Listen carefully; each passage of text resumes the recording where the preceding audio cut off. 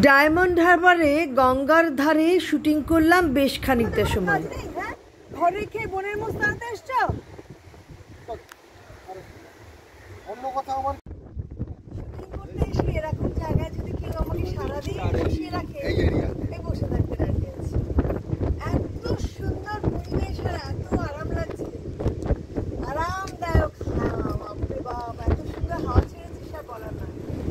আমার তো এখন একটু অফ আছে, ওই জন্যই বললো ডিরেক্টর, তুমি একটু বসে থাকো গঙ্গার ধারে, করো।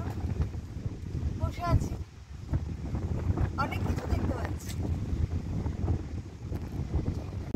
এগুলো নিয়ে মাছ ধরতে যায়।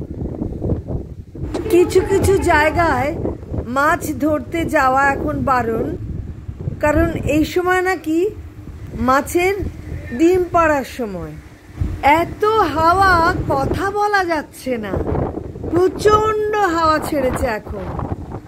আর এই গঙ্গার ধারে অরিজিনাল হাওয়ার শব্দটা রেখে দিয়েছে। অবশেষে গানের শুটিং করে দিনটা শেষ হলো।